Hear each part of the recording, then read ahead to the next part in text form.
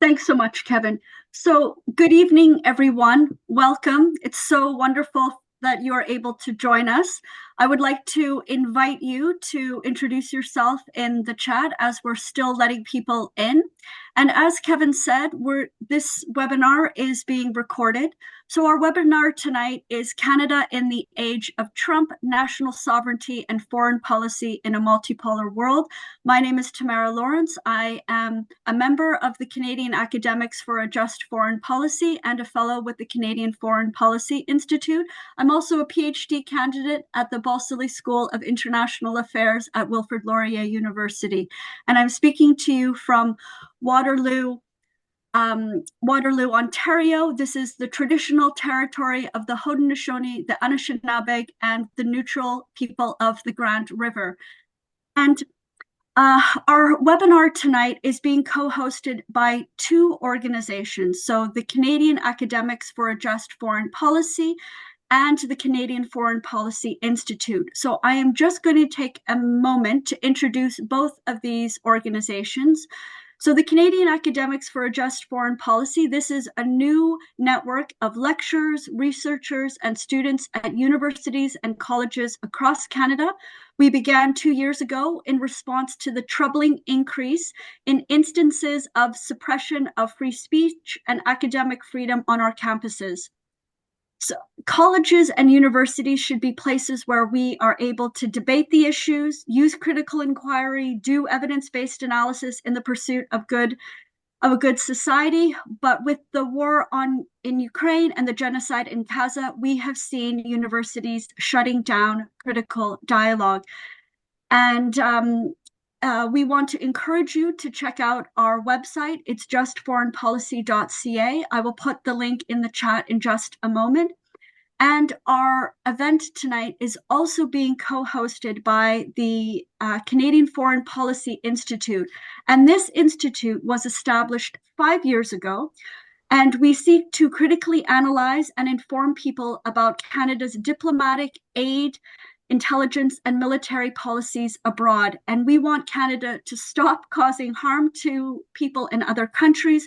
We want Canada to have a foreign policy based on peace, disarmament, international law, global cooperation and solidarity, and multilateralism, not on militarism and exploitation.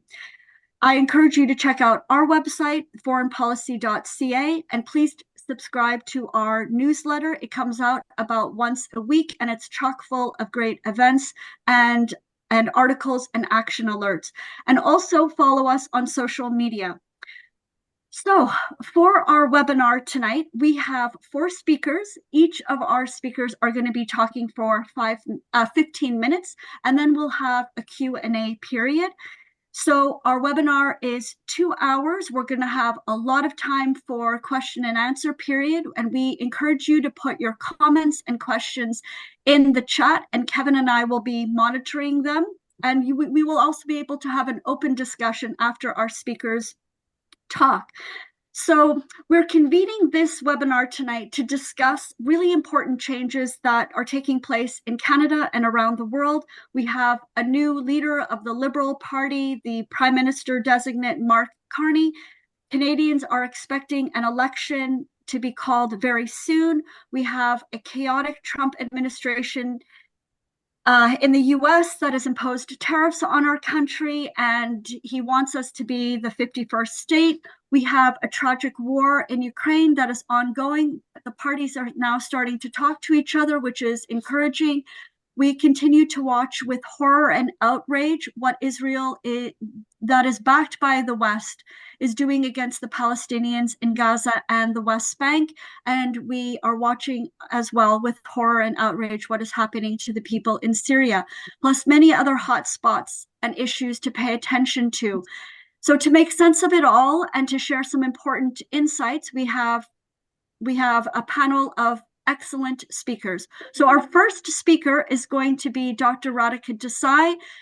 Dr. Desai is a professor at the Department of Political Studies and a director of the Geopolitical Economy Research Group at the University of Manitoba in Winnipeg. And with Alan Freeman, Radhika co-edits the Geopolitical Economy book series with Manchester University Press and the Future of Capitalism book series with Pluto Press. She's a brilliant academic who is very generous with her time. Please follow the Geopolitical Economy Research Group, get on their mailing list, and now I am happy to turn the floor over to Radhika. Thank you.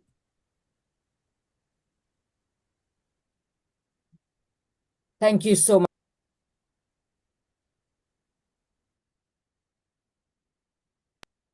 Thank you so much, Tamara, for that very generous introduction. And thank you all for being here. I can't emphasize enough what an important initiative Kevin particularly has taken in creating Canadian Academics for a Just Foreign Policy.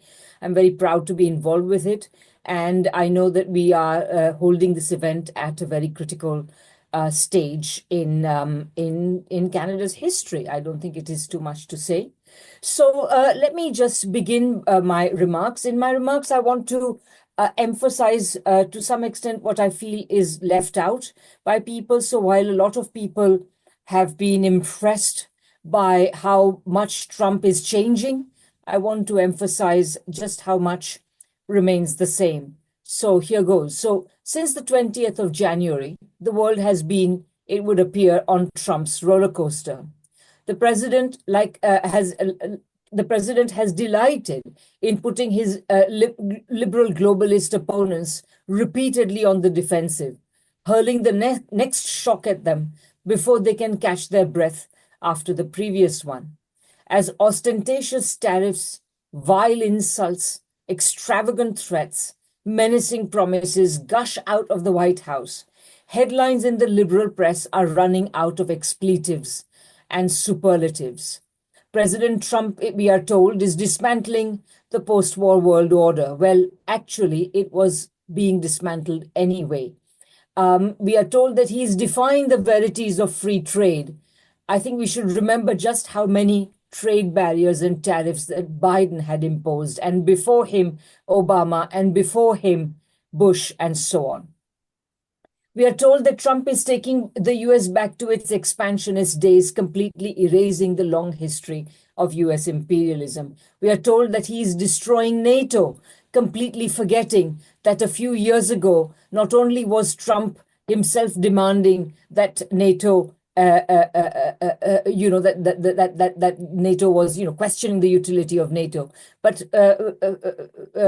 France's President Macron was also declaring it brain dead. We are told he's destroying the US economy. The US economy has been in a process of long-term destruction since the adoption of neoliberal policies in the 1980s.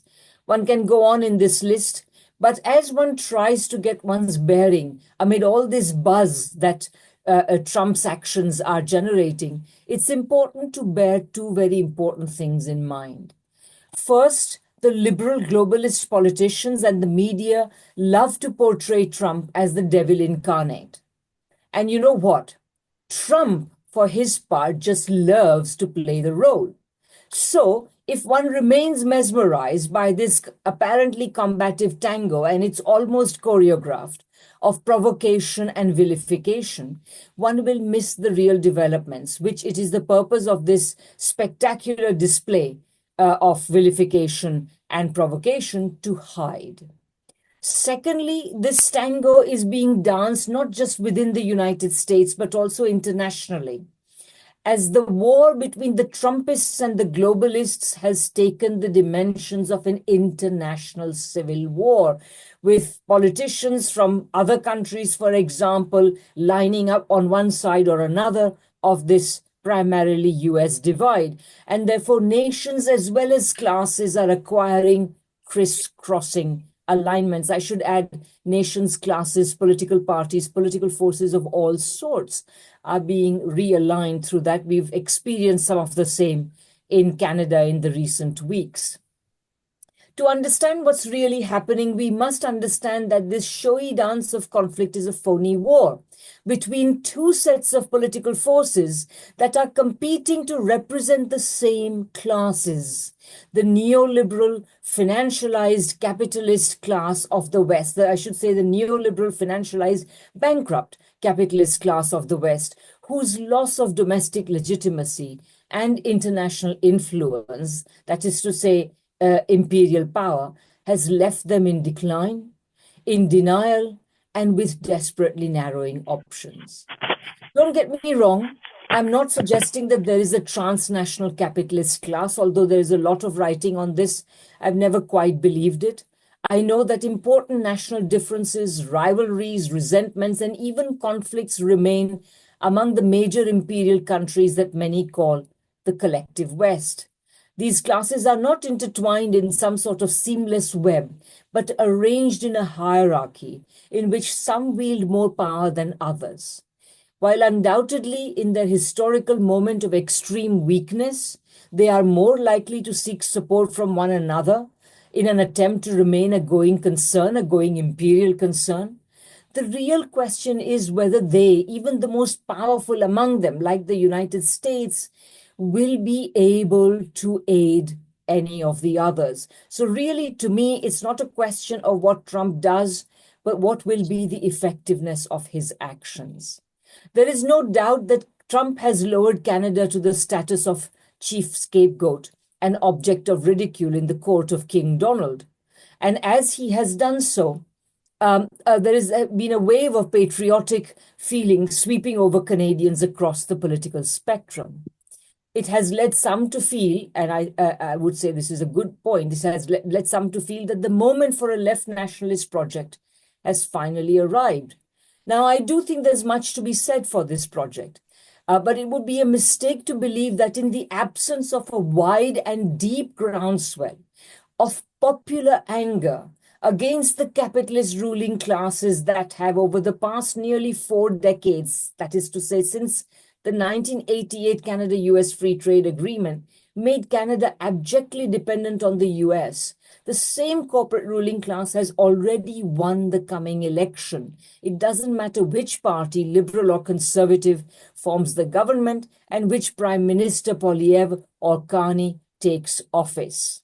As long as the groundswell of popular anger is directed against Trump and the United States, the Canadian ruling class can make a show of opposition to the United States while effectively making compromises with it, as they did when NAFTA was negotiated, as the USMCA agreement, and as they did when Canada went and arrested Meng Wanzhou at the behest of the United States, when no other country, none of the many countries through which she traveled routinely, agreed to do so. This act sent hitherto good Canadian-Chinese relations into a tailspin of decline from which they have not yet recovered. Indeed, we're just digging in deeper as the Canadian political scene becomes dominated by a competition over which party can become more anti-Chinese than which other. And of course, as we will discuss in our discussion question and answer, nothing is more important for Canada to do than to form, as Tamara said, good, peaceful relations with the rest of the world. And this means, above all, good, peaceful relations with the rising powers of the world that are making the current world order multipolar.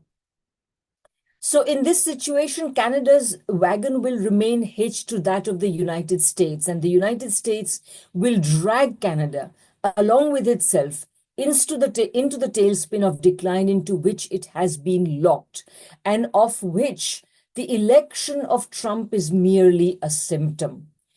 Trump may act as if he's dealing with the crisis of the US economy, and lately he has even become so bold as to say that the recession is coming, but this is nothing to be bothered about because this recession is only going to mark the transition of the United States from a deindustrialized to a reindustrializing economy.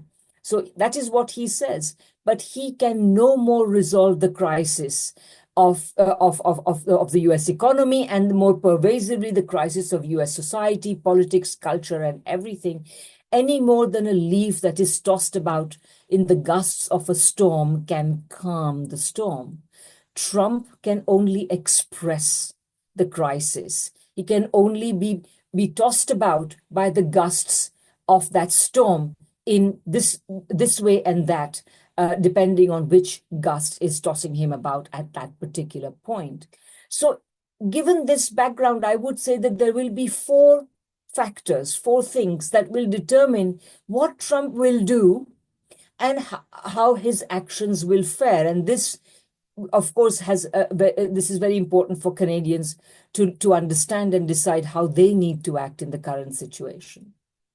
The first is that Trump has essentially become president of the United States for a second time by telling the same lies that he has told before.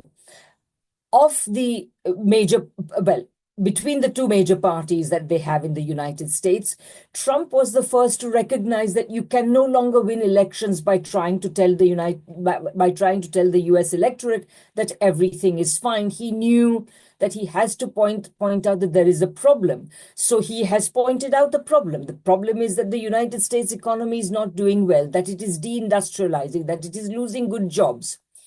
But the lie he has told is that rather than talking about what really ails the American economy and the American people, which is 45 plus years of neoliberal policies, he tells them that their problems are due to trade, due to China, due to Canada and Mexico, due to immigrants, and so on. And a lot of his actions will be are essentially determined by the fact that he needs to demonstrate that he means this false diagnosis, knowing full well that it is going to do absolutely nothing to address the United States problems. The second factor, which will determine the outcome of what Trump does and the effectiveness of what Trump does, are the so-called warlord capitalists. This is not my term, but a lot of people have been using this term essentially to denote a group of capitalists who are not satisfied by how far neoliberalism has gone in 45 years. They want more of it. Less regulation, less taxation, more freedom to do whatever big capitalists like them are doing. And of course, the poster boy of this type of capitalist is Elon Musk, and we know what he is doing in the White House. These are the people who have bankrolled and supported Trump. These are the people who confuse owning with ruling. This is another whole subject on which we can discuss. But these are the sorts of completely crazy people who are essentially ruling the roost. And what they may do, we do not know. But we can be sure of one thing: it's not going to solve the underlying problem. It will at worst leave it unchanged. Sorry, at best leave it unchanged. At worst, it will make it a lot worse. The third factor are the so-called house-trained or more domesticated capitalists who had originally distanced themselves from Trump, but are now coming around to him. And these people, many people, when I look at them together, when you look at the tableau of all the capitalists who were assembled at Trump's inauguration, whether it were old stalwarts like Larry Ellison and recent converts like Musk, or absolutely last-minute converts like Mark Zuckerberg, they were all now together in a single phalanx, because at the end of the day, no matter which side they were on, I've never met a capitalist who does not want less taxation on capital, does not want more deregulation, does not want more freedom to do whatever they like. So they are all lining up behind Trump. But no matter how much they huff and puff, they are up against one big obstacle, and that is the fourth factor that will determine what Trump will do and what will be the effectiveness of it. And that is the narrowing of the limits of US power. The United States is absolutely no longer as powerful as it was. To just give you one indication, Trump behaves as though the whole world will shake in its socks the moment he utters the word tariffs. This would be true if the United States were still the consumer of last resort for the world economy. It is no longer so. Depending on how you count it, the US share of the world's total imports is somewhere between 10% and 16%. It's not small, but nor is it so huge. Except for very vulnerable countries like Canada and Mexico, most of the rest of the world will do fine if they lose the Canadian market. China in particular, I am reading various commentators are pointing out in the aftermath of the two sessions, these important political meetings they've had in Beijing in the last few days, we know that these people are all aware that Trump can huff and puff, he can hurl as many tariffs at China as he likes, but 2 China's minutes, Radhika. advance is not going to be, thank you, not going to be stopped. So the narrowing of US power is indicated by this. It's also indicated by two other things very quickly. Number one, the world majority. This is the term that was coined by the Russians because they are part of this world majority, part of the non-West, which is essentially all those countries of the world that are not putting sanctions on Russia. This world majority is increasingly assertive. It is creating institutions of its own. If the United States wishes to disrupt the institutions of international economic governance, these people will either repair them or make new ones of their own making.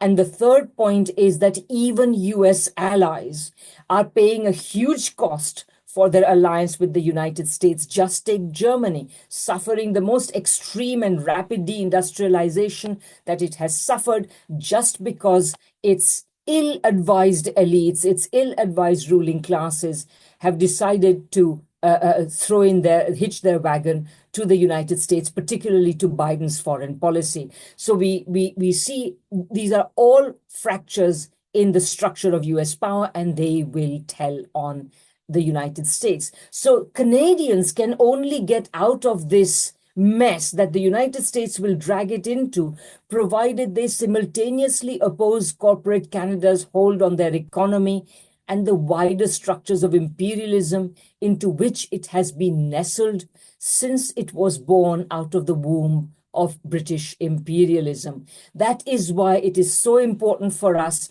to talk about a just foreign policy, a cooperative and peaceful foreign policy, and a foreign policy that is not just oriented towards preserving Canada's place in the imperialist system, but accepting that imperialism is losing power and Canada must learn to cooperate and respect the rest of the nations of the world like it has not yet done. That is why Canadian academics for a just foreign policy is so important. Thank you very much.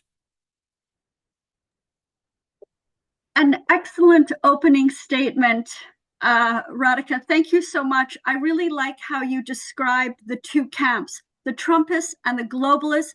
They're both really representing the neoliberal corporate ruling class. We have the emergence of this new warlord capitalism led so much by the tech bros that we see funded the Trump presidency. And it is so critical for Canada to have an independent foreign policy, to let go of the coattails of the United States, to have a foreign policy based on justice and working collaboratively with the global majority countries. Absolutely. Wonderful. Thank you so much. I'm very excited to have the next speaker join us. This is the first time that we've had Dr. Muhammad Ayyash join us on a webinar, and it's just great to hear from him. So Dr. Ayyash was born and raised in Silwan Al-Quds before immigrating to Canada, where he is now the professor of sociology at Mount Royal University. He is the author of a book, A Hermeneutics of Violence, and has recently finished writing another book, Lordship and Liberation in Palestine and Israel, which will be a very important contribution. So, Dr. Ayyash, let me turn the floor over to you now. Looking forward to hearing your remarks. Thank you. Thank you so much, Tamara and Kevin and the other panelists, Radhika, Eve, and all of you for making time this evening to attend. Appreciate the organizers and inviting me on this webinar. I agree basically with what Radhika was saying. Building on that, I want to talk to you a little bit tonight about how Palestine is a great, microcosm of all of these things that we're talking about. It really shows all of these dynamics, in my view, in clearer ways than you see it in other places. So if we sort of step back a little bit into the period prior to the election of Trump the second time, and a lot of discourse, especially in the U.S., around Palestinian Americans and Arabs, if they know what's good for them, they would vote for Kamala Harris. If they vote for Trump, it's going to be even worse for them, and da da da da. Their version of winning over the Arab vote was to basically talk down to them after supporting and making possible a genocide of the Palestinian people. Of course, it failed miserably, that approach. And for many of us, including myself, prior to the election of Trump, argued this was not going to be the radical difference that the mainstream media made it out to be, and there are a few reasons why. First, if you're following anything relating to Palestine, you'll know that it doesn't matter which administration is in power. U.S. imperialism is U.S. imperialism. Yes, it's done differently by the Democrats versus the Republicans here and there, but it's still U.S. imperialism. Nothing foundational about it changes. And the U.S. support for Israel has always been based on imperial interests in Palestine, in the region, and of course beyond. We can't forget that Israel plays a critical role in American imperialism, perhaps one of the most critical roles in the U.S. imperial orbit. For example, many countries in South America and Central America that the Americans wanted to install neoliberal fascist governments into. Who armed them? Who trained them? Israel. And they didn't do it out of their own free will. The Americans asked them to do that kind of quote unquote dirty work for them. These things are quite well known in circles in Chile and Colombia and many other places in those countries. So really the alliance, the close, sacred relationship between Israel and the U.S. forms in and around the Cold War, where Israel proves itself to the Americans to be a very reliable imperial outpost and asset in spreading American, advancing American imperialism across the world, not just in the region. And since then, that relationship has grown to, they're now just tied at the hip.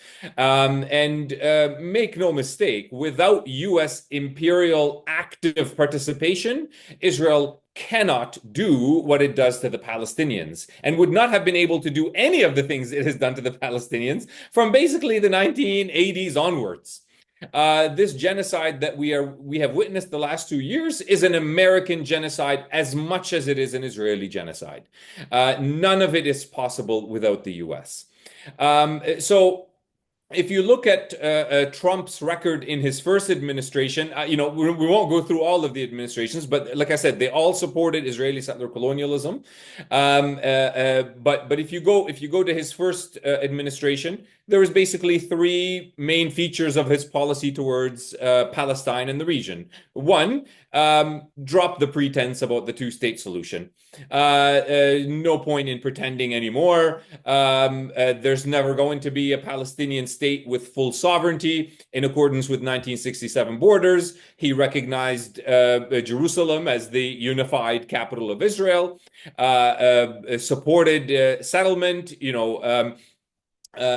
stopped any pretense about calling it illegal. Some people within his government and his orbit, openly use the terms Judea and Samaria to describe it, basically laying the groundwork for an official dropping of the whole two-state solution model along the 1967 border. The notion of a sovereign Palestinian state was completely dropped from government discourse, essentially. But that was not, by the way, a departure from the Obama administration. Obama has never done anything that resembled a support for a Palestinian sovereign state along 1967 borders. Clinton didn't. Again, you can keep going back. But Trump just said, I'm not going to pretend anymore. Why are we pretending about this? We have all the power. What are these Palestinians going to do? Who are they going to scare? Who do they have in their side? There's no powerful people behind them.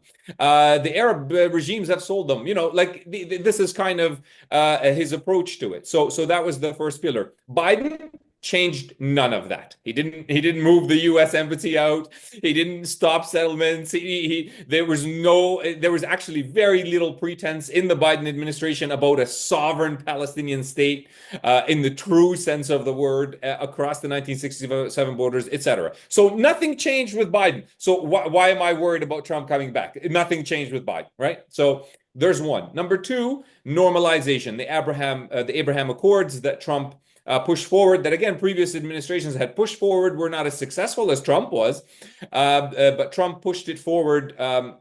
And generated those peace agreements between Morocco, the UAE, Bahrain, and Israel. And of course, the big prize was Saudi Arabia. He couldn't get it in his first administration. He's going to try again now. Guess what Biden did? The exact same thing.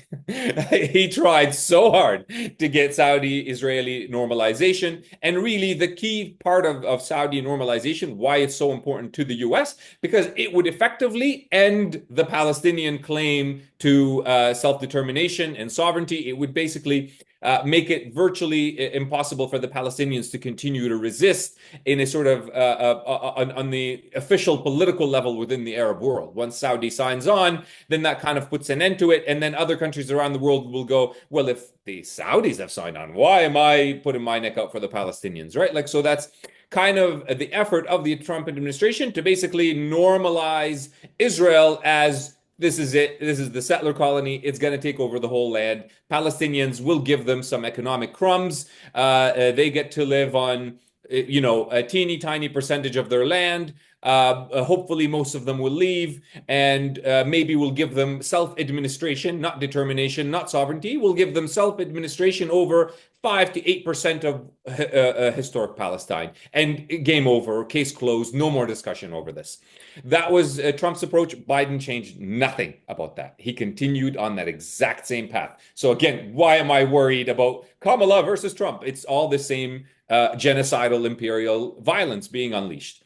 Third, of course, is to sort of more regional politics, is to isolate Iran, continue to put pressure on Iran, and create that U.S. imperial security infrastructure with the vassal Arab states, and that was sort of Trump's approach. Obama really started it before him as well, and although Obama didn't know how to talk to some of those Arab regimes in a way that convinced them, Trump was probably better at that. But Biden continued down that same path as well. So in all of those main features, you actually don't see anything in the fundamentals change. Now, what does change is some of the sort of rhetoric and the approach.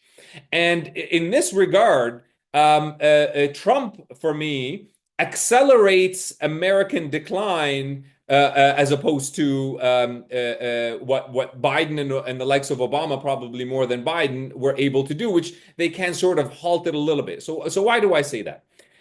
One of the sort of most effective weapons in the arsenal of the U.S. empire, obviously, their military weapons and their economic weapons are their main weapons, and that's how they become powerful.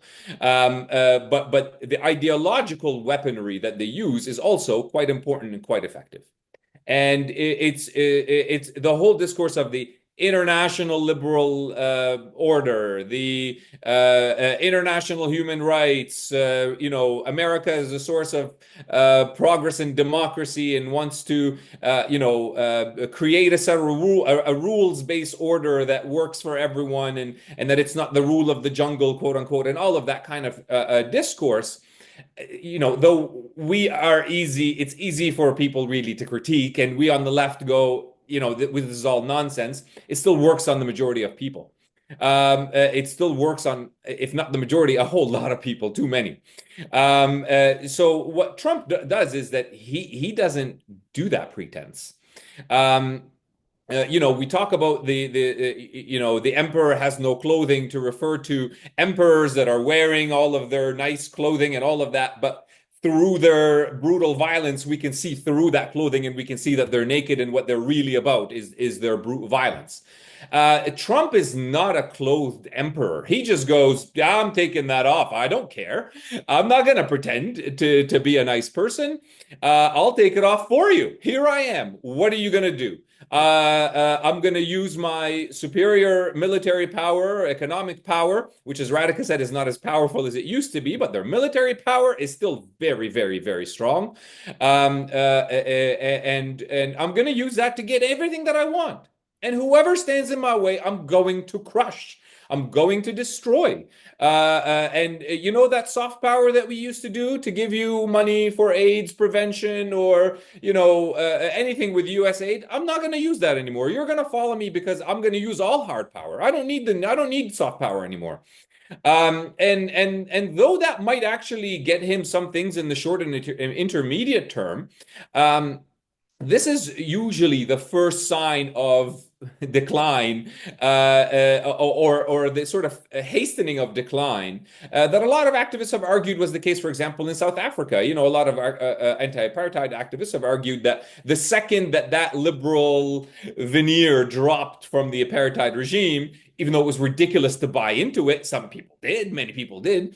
As soon as they were no longer able to hold that, and they just became brute force in everything that they do, that was the beginning of the end. That's what a lot of the anti-apartheid activists will tell you. So I think something similar is happening here, and again, the case of Palestine really sort of reveals that. Now, I do think that sort of veneer was becoming dropped by the majority of the world's population during the genocide.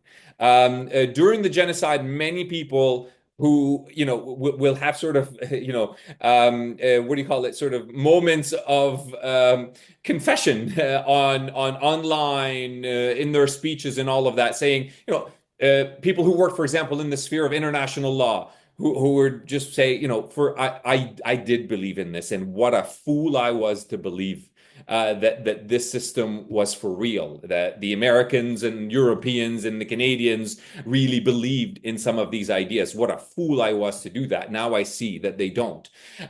This was happening quite a lot to a lot of people with the ongoing genocide of the Palestinian people in Gaza and the genocidal assault as well in the West Bank. And so I think there was already a sort of a acceleration of that decline of that veil, of that ideological curtain that imperialism has always used to conceal its unjustifiable brutality. And many people around the world, including, by the way, people in the post-colonial world, needed to see this. I've interacted with people from Pakistan, Bangladesh, other places that, you would assume were already kind of, sympathetic to the Palestinian cause, understanding of US imperialism and all that. Even there, they needed this moment to remind them that this was all a sham, that really this world is structured around imperial power and force, and that's the world order. It's an imperial one, nothing else. So I think that process was already happening, and that was happening under the Biden administration precisely because the U.S. was taking the position that it was taken. But today, Trump accelerates that even further, and when he said we'll just take over Gaza, well, and people are like, and then clearly people from within were like, is American taxpayer money going to go into buying Gaza? This is what we elected you for. And obviously that's not a very popular message. And he's like, no, I'm not spending any taxpayer money. Why would I buy it? Who would I buy it from? I'm just going to take it. It's ours. It's nobody's. The Palestinians don't own anything. I mean, there you go. You see that it's a gift, really. They were doing that anyway. Now they're just saying out loud what it is that they've been doing for years. So let's drop the pretense.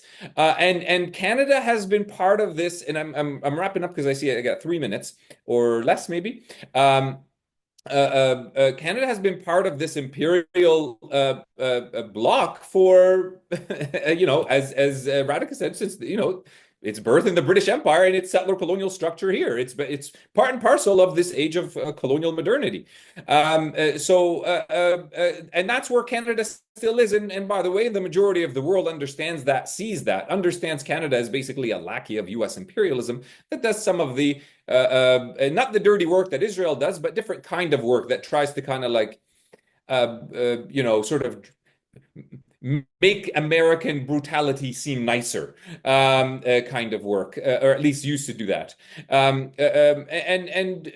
There needs to be a radical shift in not just Canadian foreign policy, but in the Canadian state itself. You're not going to decolonize Canadian foreign policy unless you also decolonize Canadian settler colonialism and vice versa. This is we're up against it as people who are trying to push for an alternative path. But we have no option but to keep pushing because the current path that we're on is one of continued genocide and great wars, for which many Canadians will one day also pay the price. If you're not going to do it for Palestinians, do it for yourselves. If you're not going to do it for others as well, do it for yourselves at least, and try to build a world that is very different than this horrific one that we're in today. Thank you. Thank you so much, Dr. Ayyash, for those very important insights. And I would just like to add that this brutal imperial violence that we see inflicted on the Palestinians by the United States and Israel is very much backed by Canada and NATO with moral support and with a lot of weapons. And I also just wanted to share that as you were speaking about the imperial world order that is premised on violence, it made me think of what the NATO Secretary General said, that the 32 members of NATO command 50% of the world military might and 50% of the world economy. You know, this gross disparity is this rules-based order, is this world order that is so unjust, so racist, and so violent and so unjust, and what we really need to tackle. So just an excellent overview there. Thank you so much. So I've noticed that in the past half an hour, we've had quite a few people join us. So that's really wonderful. Thank you so much for coming to our webinar, Canada in the Age of Trump, National Sovereignty and Canadian Foreign Policy in a Multipolar World. Just would like to remind people that you're welcome to put your comments and questions in the chat. We have two more speakers, and our next speaker is Eve Engler. He is a longtime important voice on Canadian foreign policy. He's an incisive political analyst, activist, and prolific writer. No, I was listening to a meeting. A meeting. Kevin, can you help mute him? Yes, yeah, Christopher, thank you so much. So if everybody could just mute, that would be fantastic. So Eve Engler, our next speaker, his latest book is Canada's Long Fight Against Democracy. It was co-written with Owen Schalk. I encourage you to get a copy of the book. I also encourage you to follow Eve's very active social media accounts and his website, eveengler.com. He is also a co-founder of the Canadian Foreign Policy Institute, and he runs the Canadian Foreign Policy Hour on Mondays, and you can turn in live every Monday, and I encourage you to do so. I will now turn the floor over to Eve. Please go ahead, Eve. Thank you. Thanks a lot, Tamara. Thanks everyone for coming out, and for Kevin for organizing this. I'm coming to you from Jojage, which has long been a meeting place of various First Nations, otherwise known as Montreal. And basically, I'm going to talk about Canada, and I'm going to, I think, kind of from basically how Trump offers an opportunity for those of us who've been challenging Canadian foreign policy. And we're seeing pretty remarkable shift in attitude in Canada to the US. Yesterday's National Post, on the front page, it was Canadian opinion of US falls sharply. 63% take Trump's threats very seriously. And then the second quote was, it's shocking that our view of the US is now veering closer to how we feel about Russia, a country that is viewed very unfavorably. That was quoting the pollster.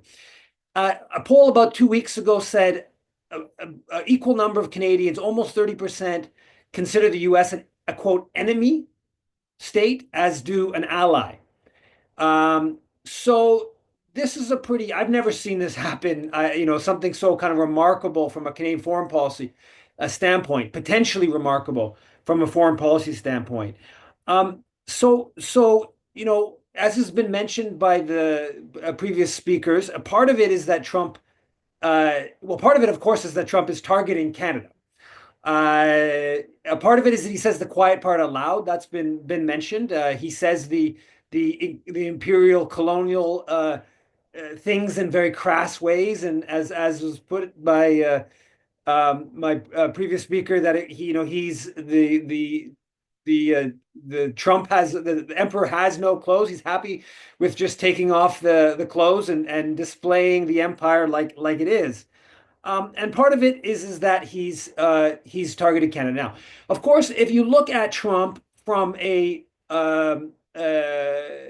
Haitian perspective, if you look at last couple of months from a Haitian perspective, you will think that nothing has really changed. The U.S., Canada are still dominant players, and they still tell you what to do, and they still run your affairs, and they still run the core group and direct things. Nothing's really changed.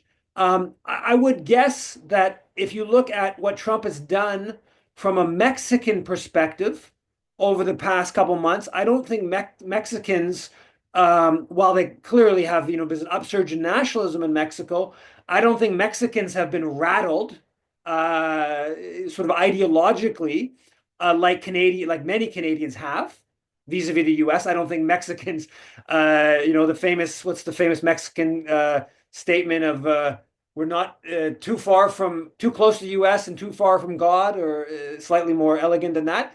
So they know that this is what the U.S. is. But Canadians, of course, have been rattled in a different way, and that's of course because we are so closely aligned with the U.S. empire, and have been, and you would go on for books and books to detail all the ways in which Canada's tied into the U.S. empire. Now, what I think has happened, what I think for us, people who've been challenging Canadian foreign policy for many years, there's a lot of opportunity. We have to be careful with the certain left nationalism, because of course we don't want to deny the historic and current colonial dispossession of First Nations and ongoing. And we also don't want to deny the history of Canadian imperialism and this notion of Canada just being a peacekeeping nation and benevolent force internationally that lots of left nationalism has historically promoted is just simply not grounded in fact, and I don't believe the mythology assists us in making for a less imperialistic and even a just-oriented foreign policy. But nonetheless, we do have an opportunity here in terms of playing off some of this anti-US sentiment that's grown quite rapidly among the population. So for instance, concretely, I don't think that the foreign interference, all the kerfuffle about foreign interference, which was really a get tough on China justification for Canada joining the US and targeting China, that's what the foreign interference, well, it began initially, of course, as a target Russia affair, and then morphed into a target China affair. I think that's basically collapsed as an sort of an ideological prism in which to look at Canadian foreign policy, and it's collapsed kind of partly because the inquiry showed there was so little to the claims, but mostly because, or I think in a fundamental way going forward, because of course the U.S. Or Donald Trump's threats of annexation, threats like he said yesterday about the line, the border is just with some people some time ago that drew a line, it means nothing, and this kind of stuff that he said, and a whole slew of different economic and other threats that he's leveled. Obviously, it's shown that the threat of China or Russia is much less than the threat of the U.S. Now, the area in which I think the opportunity for really kind of playing off of the fact that Trump has not only said the quiet part out loud, but are also targeted Canada. The area in which I think there's a lot that we can succeed in breaking down is the military ties. And Canada's military is, if you look at the different elements of Canadian foreign policy, it's the military that's the most sort of subordinate and tied into the US, right? The Canadian mining companies and their abuses globally, it's not because their relationship to the US, it's because they are trying to maximize profit and they externalize costs and they, kill peasants resisting their mines and the like. That has almost nothing to do with Canada's relationship to the US. Canadian banks that are major players, have been dominant players in the Caribbean for more than 100 years. That's not because of the US. There are elements that have been historically because of the US, for instance, taking over banking in Cuba as part of being the preferred banker of the US occupation of Cuba, 120 years ago. There are elements of that, but Canadian banks global operations is because they're profit maximizing, and they have clearly aligned with US imperialism, but they are not sort of in most cases not really entirely dependent on US imperialism. The Canadian military, however, is really just an extension of the US empire. And it's an extension of the US empire. I mean, I've joked about this many times. The Canadian military assists all U.S. wars of aggression, bombing campaigns. Even when Canada doesn't officially participate. So the clearest example, of course, is Iraq in 2003, where we assisted the U.S. invasion, even though in so many different ways, even though we didn't officially join it in terms of the coalition of the willing, we assisted it. And so the Canadian military is completely integrated with the U.S. Military, and we have an opportunity to push back on that in a way that 2-3 months ago we didn't have. So very simple things, right? These officer training programs, all these Canadian officers training in the U.S. It's a very simple mainstream demand to say that so long as the U.S. is threatening to annex Canada, the U.S. president is threatening to annex Canada, that we're going to pause officer exchanges, right? Officer exchange, for instance, that during the Iraq War led to a Canadian general being in charge of 35,000 troops in Iraq, who later becomes the chief of the defense staff of the Canadian military. And pretty much all the chiefs of the defense staff of Canada's military have been trained in the U.S. At Fort Leavenworth in Kansas, and also at the one in Texas. So simple demand like that. A simple demand like the Canadian Navy should not be participating in aggressive missions with the U.S. Navy, so long as the U.S. president is referring to the Canadian Prime Minister as the 51st, the governor of the 51st state.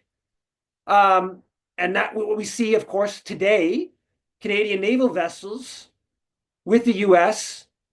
and the Philippines running provocative maneuvers, going through the Strait of Taiwan with the U.S. repeatedly. That's what the main thing that is part of the Trudeau government's Indo-Pacific strategy. That's really the main thing, is boosting the number of Canadian naval vessels involved in provocative missions directed at China with the U.S.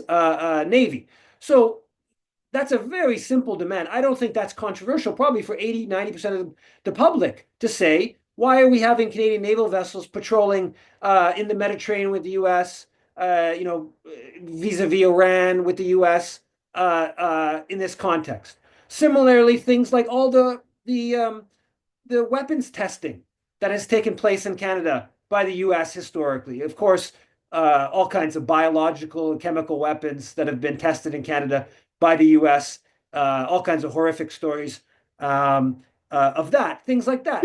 2 more minutes, Eve. Thanks. Oh, 2 minutes. The question of the F-35 fighter jet. right? There's whole new traction on this. Why would we buy a fighter jet that the U.S. essentially has a kill switch on? They have all upgrades dependent on it. The F-35. We're giving tens of billions of dollars to a U.S. military giant, Lockheed Martin,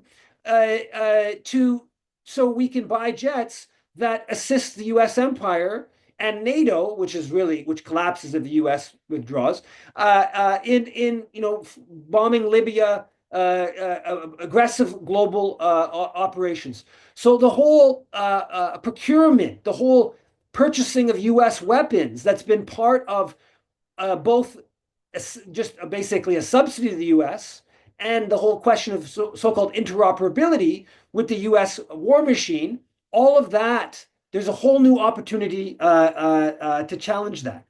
If you look at the relationship between the Canadian and U.S. military, according to DND, the Department of National Defense, there are 80 treaty-level agreements, more than 250 memoranda of understanding, and 145 bilateral forums on defense between the Canadian and U.S. military.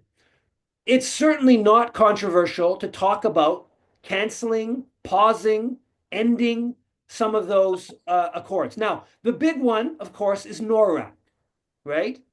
Now, in the context of the U.S. talk about annexing Canada, should Canada be part of NORAD? A situation where U.S. commander in Colorado is able to dispatch Canadian fighter jets based in Canada without an express okay from Canadian officials. That can happen under NORAD right now. NORAD helps the U.S. empire all around the world, so that we should pull out of NORAD for that reason. But looking at it from a strictly sort of nationalistic sovereignty standpoint, when you have an annexationist president, and quite honestly, the rhetoric is escalating pretty rapidly from Trump vis-a-vis Canada. So the idea of invasion seems very fanciful, but the rhetoric is escalating rapidly. So the whole question of Canada out of NATO, now that's a step too far for most of official politics. But just yesterday, the Yves-François Blanchet, the head of the Bloc Québécois, I asked him if Canada should cancel the F-35 contract. And I was surprised. Clearly, it's totally on his agenda. 2 weeks ago or so, a little bit more, 2 weeks ago, I asked Jagmeet Singh. His answer was not very good. He didn't want to consider it. He kind of flushed around. Yves-François Blanchet yesterday basically said, yes, we're thinking about that, coming out, calling for canceling the F-35. That's because of what Donald Trump has done. Donald Trump has changed the perspective of a lot of issues on Canadian, certainly Canada-U.S. relations, military, obviously in a negotiation with Trump over economic things, withdrawing, paying tens of billions of dollars to a U.S. Arms company should be on the table, and we should be pushing ideas like that. Now, just I guess to conclude, this is, if you go through Canadian foreign policy and all the different ties between Canada and the U.S., we're not even, even if we would move towards a very radical shift, it would take years and years and years to unravel Canada's support for the U.S. empire, unravel Canada's ties to U.S. imperialism. We're not in a situation where we're on the cusp, because of what Trump's done, we're on the cusp of fundamentally changing Canada's relationship to Haiti. Canada's not talking about pulling out of the core group in Haiti, the foreign ambassadors that have been terrorizing that country the last 20 years. That is not, what's being put out right now. But I think we have this newfound space to be putting out some of these ideas. We should be putting out right at the left. We don't believe it, politically in the mainstream, but among left circles, we should be talking about what, should Canada join BRICS? We know that's not going to happen. But in terms of breaking down the geopolitical order that's dominated, that's controlled all of our discussion, I think there are some real opportunities, and we should take advantage of that. I'll leave it at that. Thank you. Thank you so much, Eve, for that great presentation. And you really made an essential point by saying that Canada should be seen as an extension of the U.S. war machine. That's absolutely correct. We are subsidizing U.S. weapons. We buy a lot of U.S. weapons. And we've been increasing our military spending, especially over the past decade, to try to stay on the good side of the United States, and look at where it's got us. So this is another area where Canadians can say, no, we're not going to meet the NATO 2%. We're going to instead invest in our healthcare, education, climate action, Indigenous reconciliation, etc., the needs of Canadians. And also just to point out quickly that, Canadians haven't had a foreign policy review in 21 years because we just get our marching orders from Washington, D.C. We follow along with what the United States is doing. And it is time for Canada to have an independent foreign policy based on the values that we care about: international law, peace, disarmament, and cooperation. And finally, thank you for mentioning about Mexico. Mexico is a great example of a country that borders the United States that has an independent foreign policy, and we can learn and partner with Mexico. So thank you very much for that. So our final presenter this evening is Kevin McKay. Professor McKay is a faculty member at the School of Communications and Global Studies at Mohawk College of Applied Arts and Technology. He researches, writes, and speaks on topics like societal collapse, systemic risk, and political transformation. In 2017, he published a book, Radical Transformation, Oligarchy, Collapse, and the Crisis of Civilization. Kevin is an active union leader, and he serves as the vice president of the Mohawk College Faculty Union, and also is a delegate in the Canadian Association of University Teachers. And Kevin is leading the Canadian Academics for a Just Foreign Policy. So I will turn the floor over to him now. Thank you so much. Thanks so much, Tamara, and thanks as well to all the incredible speakers who have been participating in this event, for all the folks who've tuned in to see it as well. Really appreciate it. So I think what I'll do is just kind of dive right in here. I have a bit of a cold, apologies, but hopefully people can hear me. So since January 20th, 2025, the world has taken on an almost surreal quality. After Trump's inauguration, it soon became clear that this would be no business as usual Republican government, but instead a far-right authoritarian regime that seeks to radically remake the American state. Trump's team has moved with unholy vigor to enact the Project 2025 agenda, attacking state institutions and enacting sweeping changes to foreign policy. The collapse of the American left, in particular within the Democratic Party, has enabled this takeover and has resulted in no organized opposition to date to the march of American neo-fascism. Neither the left nor the liberal class provide a coherent alternative to Trumpism. The former due to weakness, the latter due to their essentially neoliberal character. Instead, both groups appear stunned and utterly disarmed in the face of Trump's relentless assault on the state and on civil rights. Since their total capture by corporate power in the 1980s and 90s, both the Democratic and Republican parties have alienated the majority of American working class voters. This has led to the rise of an outsider populist politics, expressed on the left by Bernie Sanders and on the right by Trump. The Democratic Party's sabotage of Bernie's two campaigns reveal that the donor class would rather see neo-fascism than to allow a traditional social democrat to win the presidency. On the Republican side, despite the fact that many in the party privately despise Trump, they've all fallen in line behind the strongman in a demonstration of fear, rank opportunism, and the promise of deep tax cuts. So I think in the first place, it's important for us to understand the seriousness of the crisis that the United States is in right now. It's real, it's dire, and I think it's not an over-exaggeration to suggest that the fate of American democracy itself is at stake. In addition, for Canadians, the chaos of Trumpism has had a surprisingly direct and personal impact. Trump's recent threats against our country are a mask-off moment, with our supposed friend to the South instead being revealed as a belligerent imperial power that is, in fact, long been. The difference now is that Trump is directing the politics of threat and coercion against erstwhile allies like Canada, Mexico, and the EU states, and not just against its usual national enemies, Russia and China, or against poor Black and brown people far from North America. We should make no mistake, Trump's threats against Canada are unprecedented since the time of the open conflict of 1812. We've had trade wars with the US before, but never quite like this. Trump said he wants to bring Canada to its knees. He's repeatedly said that he wants Canada to become the 51st state. It addresses our former prime minister as Governor Trudeau. Trump has said that the United States will annex Canada using economic force. And he's also indicated that he wants to revisit the Treaty of 1908 that finally fixed the boundaries between the two countries. He's also said that he wants to revisit how the Great Lakes are divided up. Trump has continually stated that the United States needs to secure valuable natural resources and that they are willing to use force to do so. And I think the implications of these threats are clear. Trump wants Canadian territory and Canadian resources. So in my talk this evening, I'll address four aspects of Trump's impact on Canada. First, I'll look at the debate concerning whether Trump's threats should be understood as mere bluster or whether they instead present an existential risk to the Canadian state.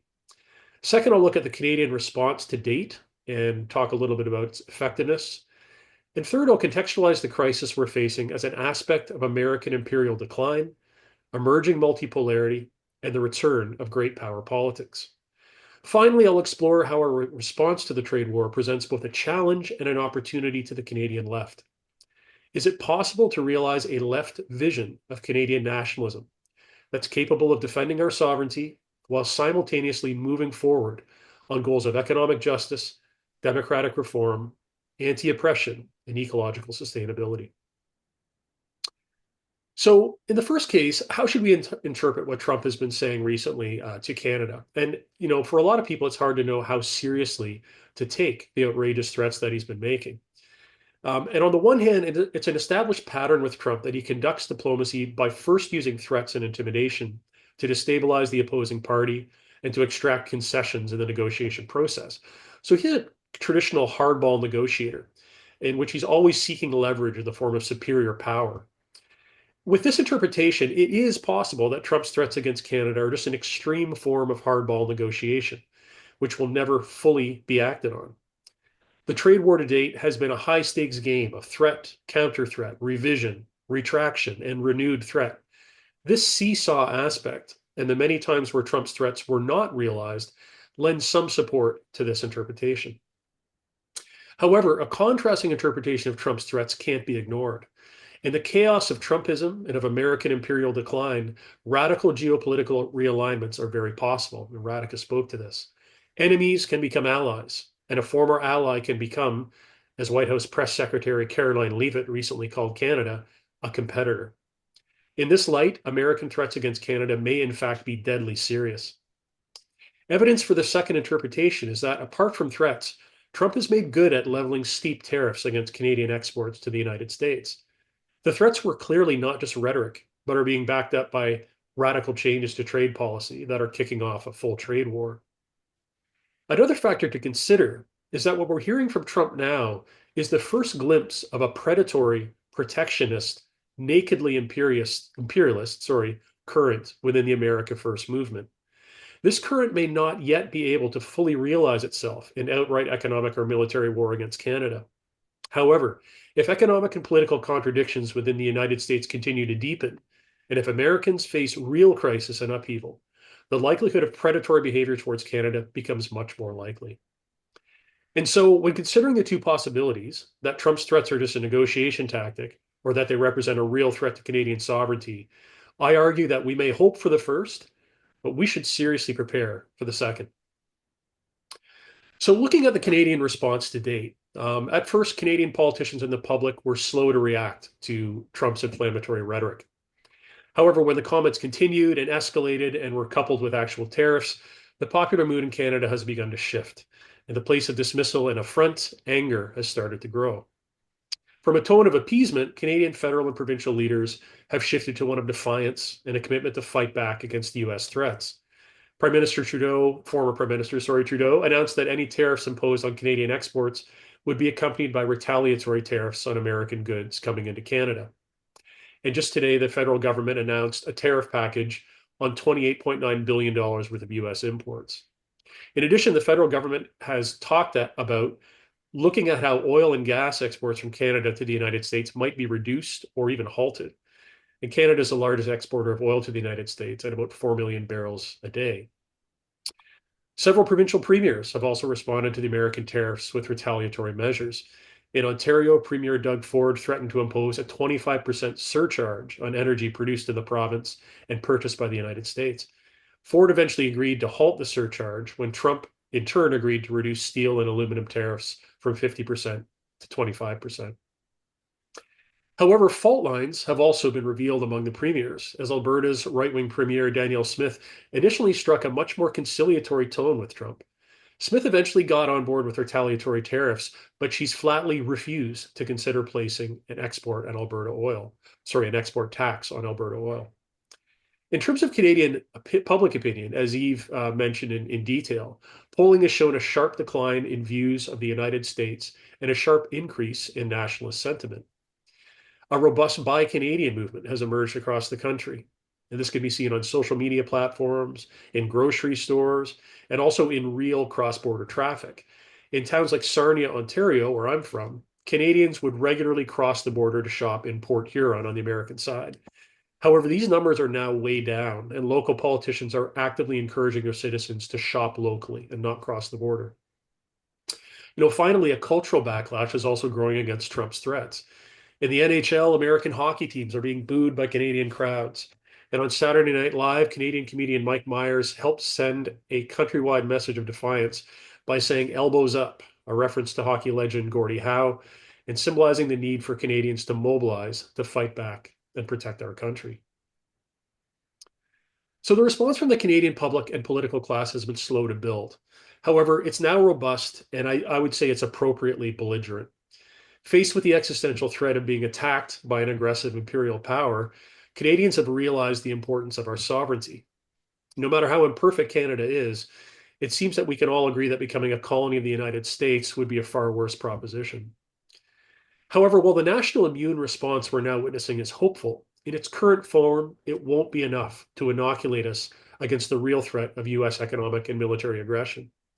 For Canada to have a fighting chance, it's critical that we understand the objective nature of the threat we face, the historic forces that have led to it, and the realistic possibilities we have for confronting it.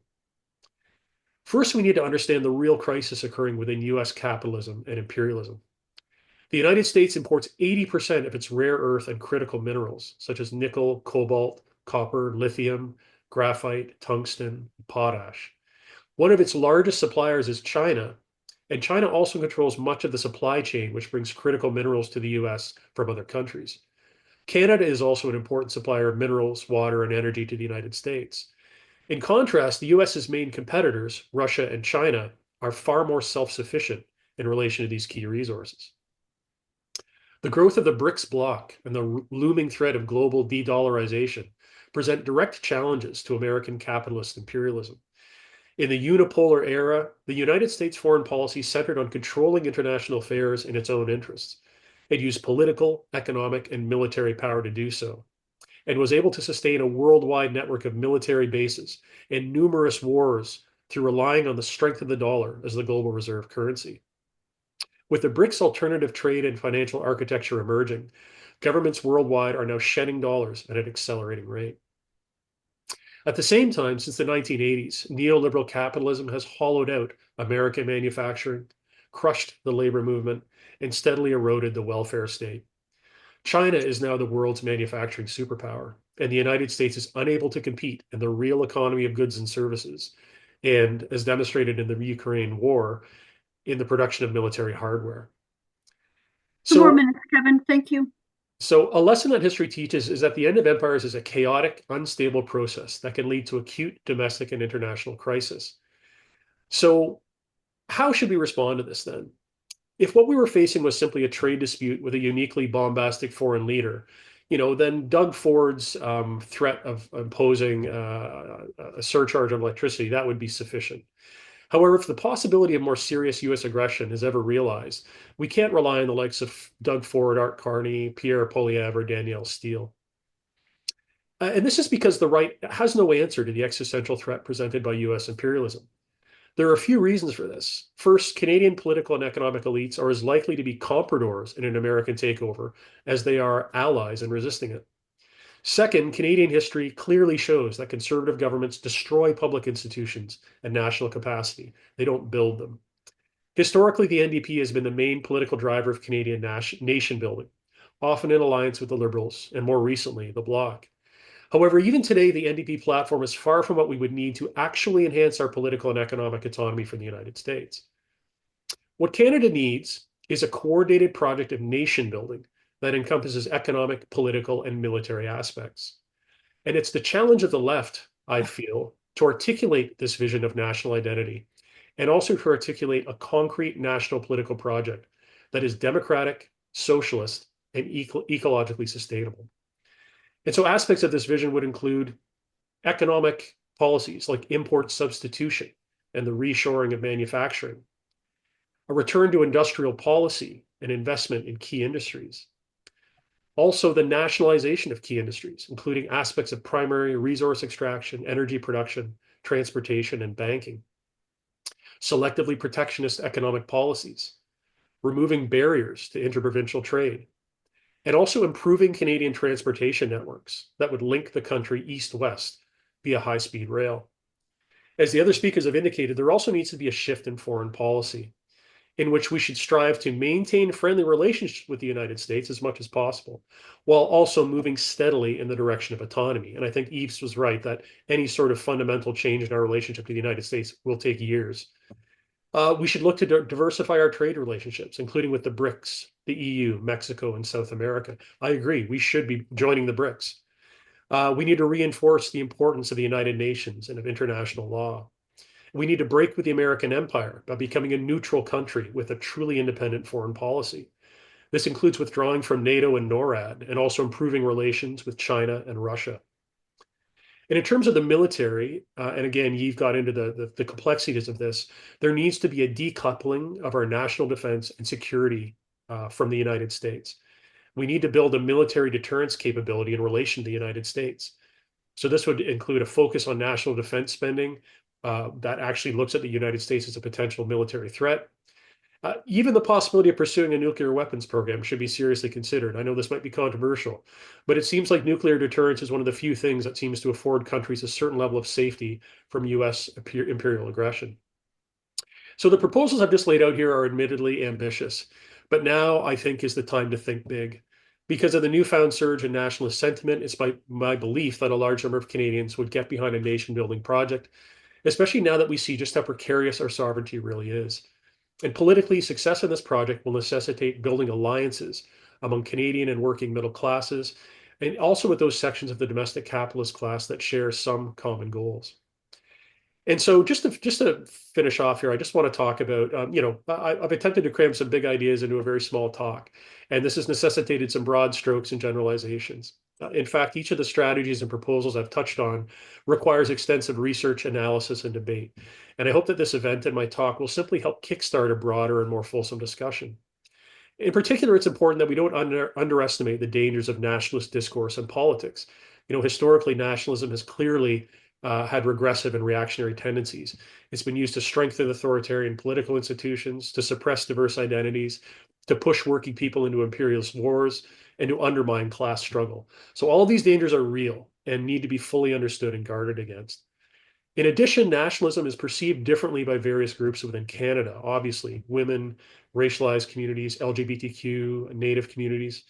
It has more oppressive connotations for many marginal groups, and our status as a settler colonial state is particularly problematic. So a just legal and political relationship with Canada's First Nations is critical for realizing a left project of nation building. And the perspectives and critiques of diverse groups need to be central to this work. And finally, it's understandable that many parts of the world will have little sympathy for Canada's current plight. For decades, we've been a vassal state of the US empire. Again, the previous speakers have really detailed this. And we've engaged in our own neo-colonial and imperialist behaviors in Latin America and the Middle East. Canada has more than enough blood on our hands, most recently in supporting Israel's genocide against the Palestinians and the destruction of Ukraine and NATO's proxy war with Russia.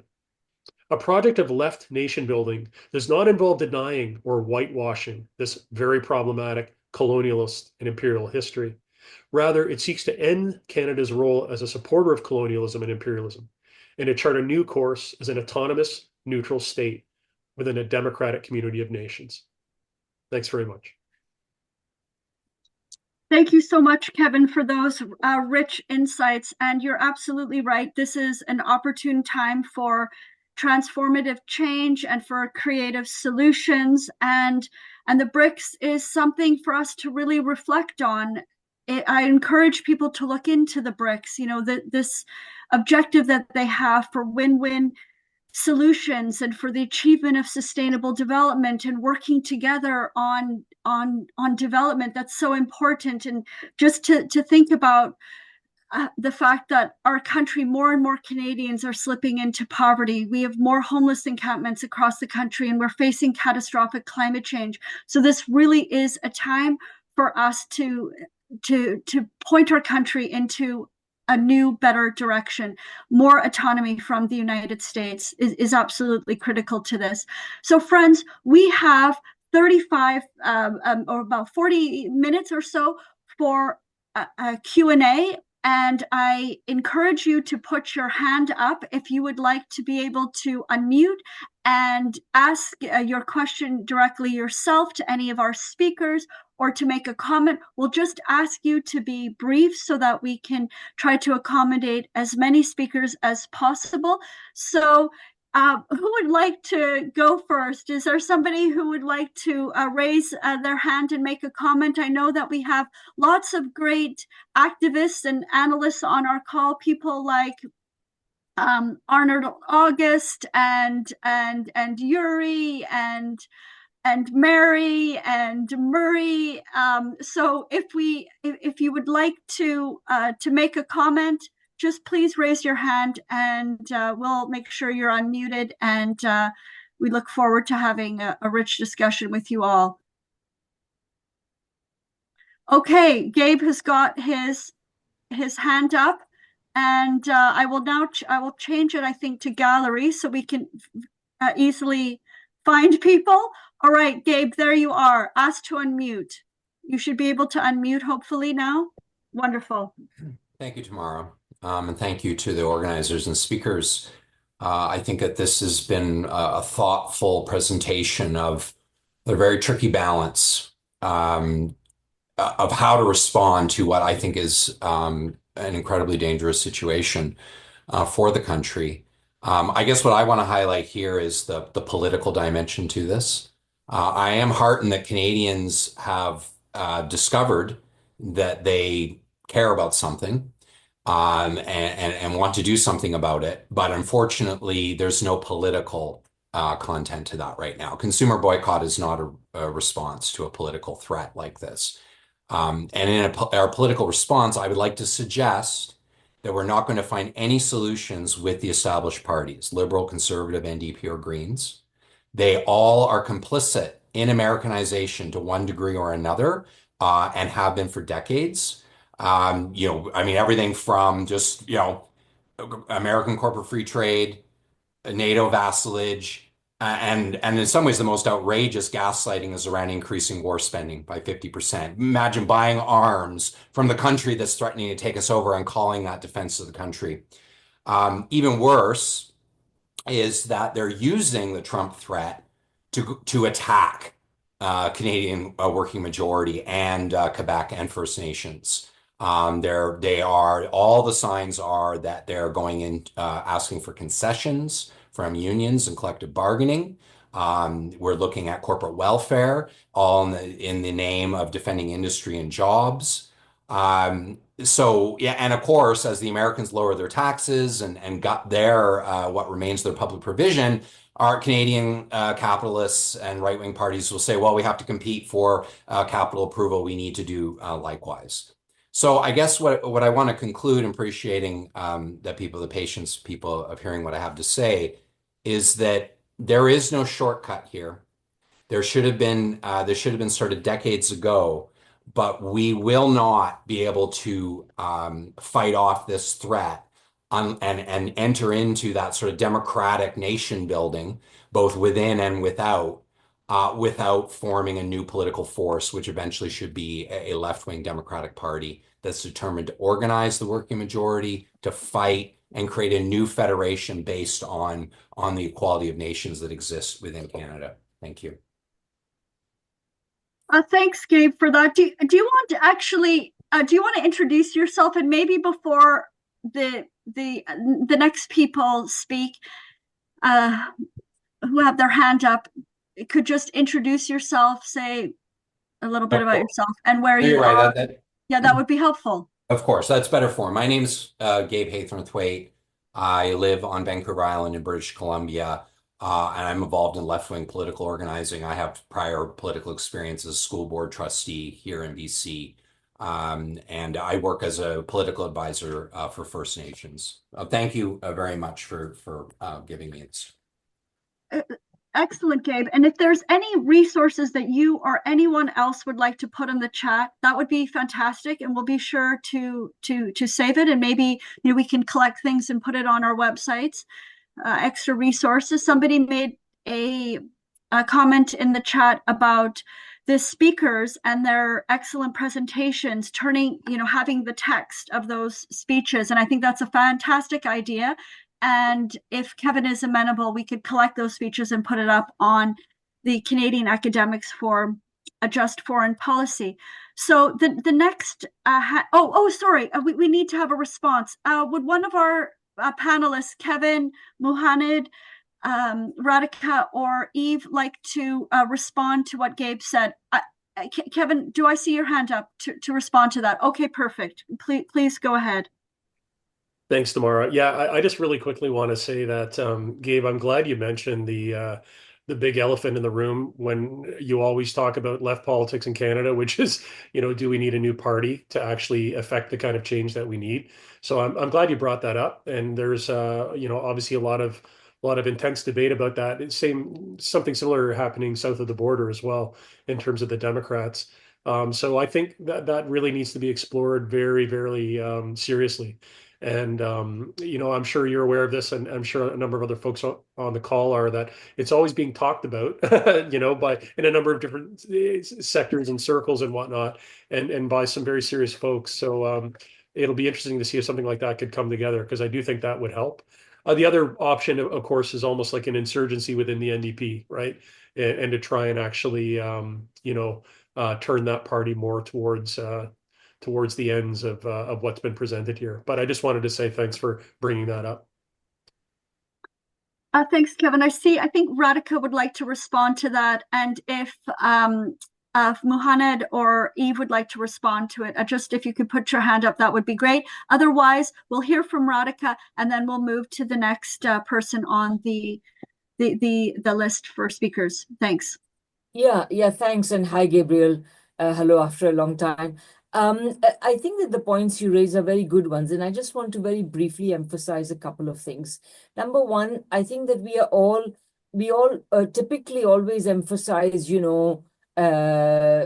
issues of redistribution, taking monopolies into public ownership, etc. But one very, very important issue will be redesigning our relations with the rest of the world. That's why I think that the emphasis here on foreign policy is critically important, because Canada does benefit, Canada does benefit immensely from being nestled in a very favorable niche in the imperialist system. And as that system loses power, so will we lose our material privileges.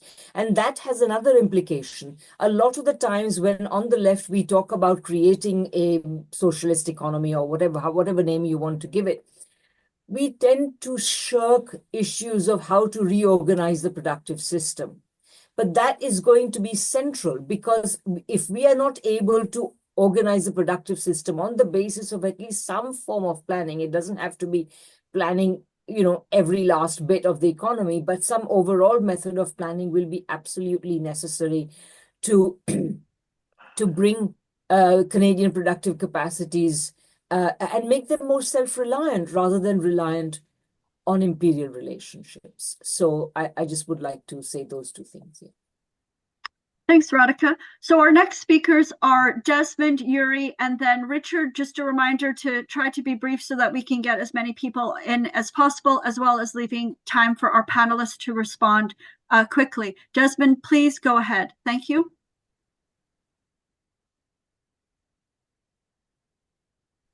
Yeah, thank you very much.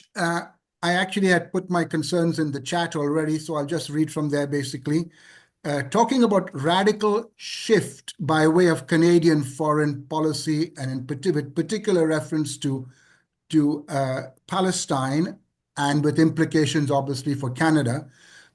What do we need to do, especially in the view of the imminent federal elections, to make the government of Canada take radical action in support of Palestinians? What would these actions be? In my opinion, they must include the immediate recognition of the state of Palestine. It is worth noting, annexing Gaza and Palestine today, annexing Canada tomorrow. Thank you. Desmond, can you introduce yourself quickly too? Yes, my name is Desmond. I live on the lands of the Haudenosaunee and the Anishinaabe and the Wendat and a number of other indigenous peoples, also known as Niagara, Ontario. And I am a coordinator for the Niagara Movement for Justice in Palestine, Israel. My background is as a Jesuit missionary in Guyana, South America, and in other places. Thank you. Thank you, Desmond, so much. And I see that Muhannad would like to respond to that, and perhaps Eve as well. So I'll turn it over now to Muhannad. Yeah, sure. Recognizing the state of Palestine would be just okay. The only way that to say that Canada has taken a completely, a radical reshifting of its policy, there's only one thing that it needs to do, and that is sever ties with the Israeli state. I'm sorry, but everything else is just dressing and dancing around the issue. Israel will not respond to words of condemnation. They couldn't care less about them. You can't shame the Netanyahu government if you're still thinking that you don't understand anything about politics. I'm sorry, but like you can't shame people like that. You can't shame governments like that. You have to put economic pressure on them, the Canadian state, and this is directly tied to other points that have been brought up. Canadian state will say, well, we can't do that because the Americans will punish us. Well, get together with other nation states, form of a coalition of states that can make it impossible for the US to punish you all. And you will find plenty of willing partners. Canada's always going on about, oh, we're the middle power, da da da da. Okay, prove it, show it. Work with other middle powers.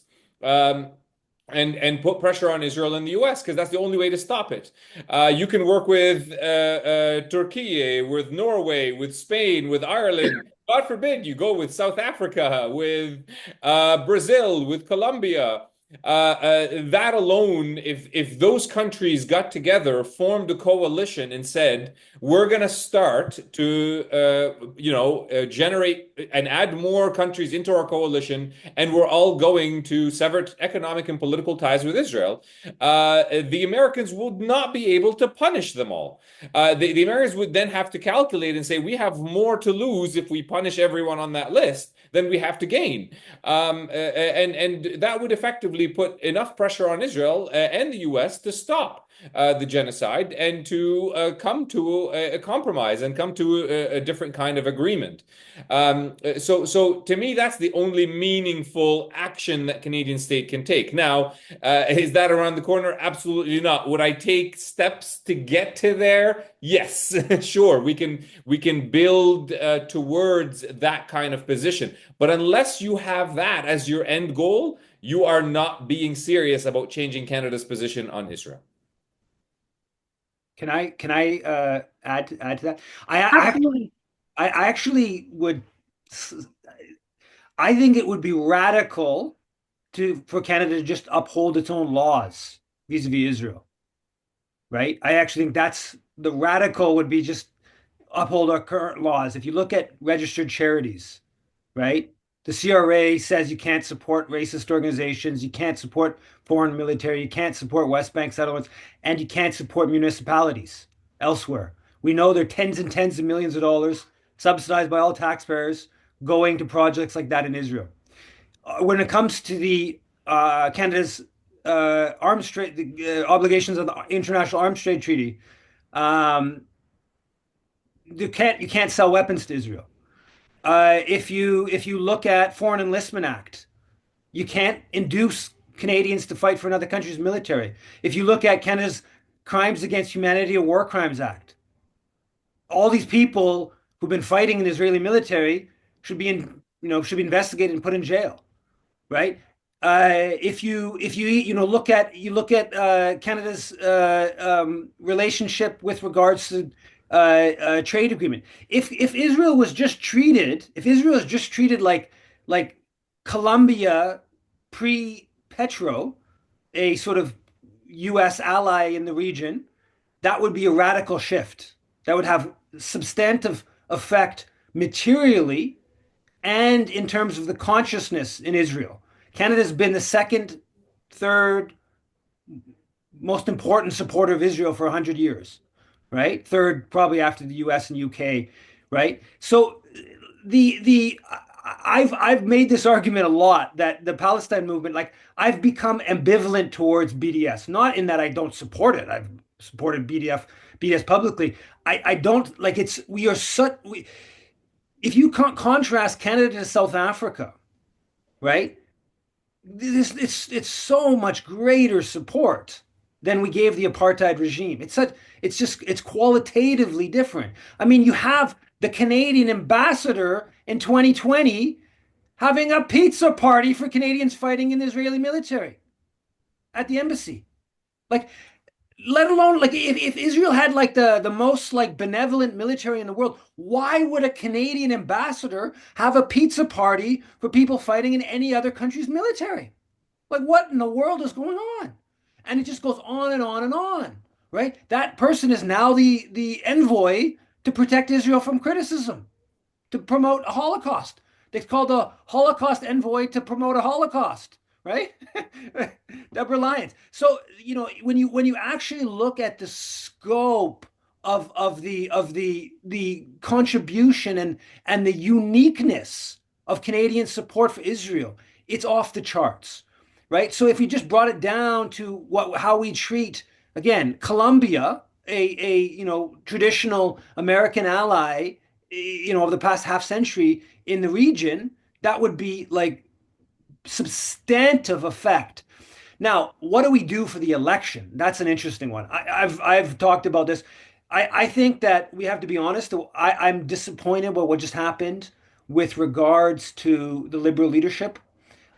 There was a great disruption of Chrystia Freeland's launch by Palestine people in Toronto, and it was, I mean, in terms of a political disruption, I don't know, one of the best I've ever heard of. I mean, really, they had 15 people in there, and one after another disrupted it, and they forced the corporate media to talk about it endlessly. It was told.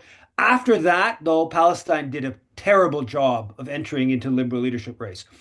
I think the fact that it was the ceasefire was going on partly is explaining that, but there all this energy we have and all this activism, all this movement we didn't do good. Now, obviously, it's the same problems. The corporate media, the dominant media doesn't allow us into it, but there were ways to intervene. I mean, I think after what happened to Chrystia Freeland, all of the Liberal candidates like didn't do any public events after, right? So maybe they hit him like Mark Carney. Anyways, they hit him here in Montreal. I almost found Mark Carney's event. I screwed up a little bit. Anyway, but couldn't, like, last minute people registered. They went through every individual's names to make sure people don't go. So now in a federal election, that can be different. I'm of the opinion. I've said this, I've written about this a bit. I've talked about the Haiti example we did in 2006. I think if Palestine chooses a couple Liberal MPs and has a negative campaign just on Palestine because of how much the Liberal Party enabled Israel's Holocaust in Gaza, I think that is a meaningful contribution to it. Would have, people would hear about it, like obviously what happened with the by-election here in Montreal in the summertime where Palestine entered the race. That didn't matter. It ended up being really close. The NDP almost won that, and that would have been quite significant if the Palestine question could have been viewed as having contributed in one way. I think if we chose a couple ridings and did a hard negative campaign like we did in this example on Haiti and Pierre Pettigrew here in Montreal back 18 years ago, I think something like that. I think when it comes to electoralism, if you can bring an issue like a foreign policy issue into the race, and I can tell them more about my ideas how you would do that. But I think that we should be really concentrated in a couple ridings, all out hostility on the Palestinian question against a couple liberal MPs, knowing that that doesn't mean that Polyev is not worse. It means that we have some ability to assert negative power on a foreign policy question. I think that matters. We don't have the ability to get anyone elected. We shouldn't pretend like we do. Nor does the Israel lobby, for that matter. Generally, as a general, they have negative power, but that's a bit of a different discussion. But I think we should think this thing through, and there are opportunities. And unfortunately, it's pretty likely that Israel may be slaughtering in large numbers amidst the Canadian election, which changes the dynamic as well. I also think that there, on a kind of a bit of a more macro level, with some of what Trump's doing, playing off a bit of this nationalism, where Trump's threatening Canada to annex Canada, and he's also threatening to, I don't know if you call it annex or take over or whatever it is of Gaza. We know that Biden was doing that too. Blinken tried to push Egypt to take Palestinians from Gaza and all that, but didn't do it in such crass kind of way. Playing off some of that, I think we, can be strategic in trying to make, opposition to Trump and Gaza a little bit kind of nationalist. It's sort of like, against Trump, against Canada. I think some of that kind of rhetorically, I think something worth looking at. Leave it at that. Okay, thanks, Eve. And I'll just bring to everybody's attention that there is a new platform called Vote Palestine. I'll put it in the chat. I also have been asked to bring to all of your attention, this is a new article by Arnold August. It's entitled, "Certain Canadian Politicians Ignore the Rational Voices That See China as a Friendly Trading Partner." And it's so important for Canada to improve its relationship with China. China is seen as a trusted partner in development by most of the world. So that's really crucial. And then just a reminder before we move on to Yuri, to say that maybe it would be a good idea for us to have a meeting in very soon for progressive leftist voices to strategize about the upcoming federal election. So now I'm going to turn it over to Yuri. Please introduce yourself, ask your question. I'm going to ask the panelists to be brief because we've only got 15 minutes left. Yuri, please take it away. Thanks. Thank you, Tamara, and thank you to all the organizers. Hi, I'm Yuri Smouter, independent journalist based in Belgium, and I host a show called 1+1, where I actually follow a lot of Canadian topics. We've had Eve and Tamara and Radhika on the program, and I'll post just in the chat the playlist for that. Well, I guess my only question and I would love the response of anyone on the panel is while I do see the positives of having a left nationalist response to Trump's illegal threats to annex Canada, I also think that it would be a bit counterproductive, because an organization like the Canadian Foreign Policy Institute and organizations like Canadian Academics for for Just Foreign Policy, the goal of all of your organizations is to be myth busting about Canada, and not to do a recycling that Canada is a force for good in the world. We're the better cousins of the United States and all that stuff. And once upon a time, we were always a nice peacekeeping nation, and then we just went awry with Stephen Harper and Justin Trudeau. I think we have to be honest with the Canadian public and with the international community that Canada has always been a partner in crime with the British Empire and what I call the Anglo-American Empire and the Five Eyes alliance. I think Canada has dealt with enough left nationalism, because certainly the unions and other dominant left institutions already played their part in carrying water and marching to the beat marching to the imperial beat.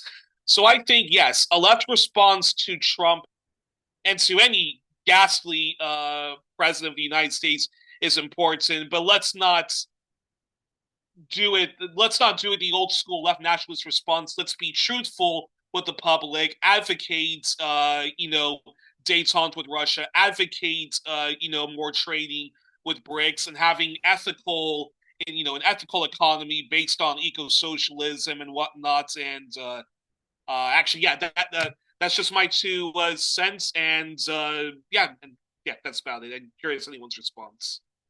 Thanks, Yuri, for that. Kevin, I see your hand up to respond to that. Please go ahead, and then maybe we could move on to the next one and give each of our speakers a minute to wrap up or something closer to the end. Thanks. Kevin, go ahead.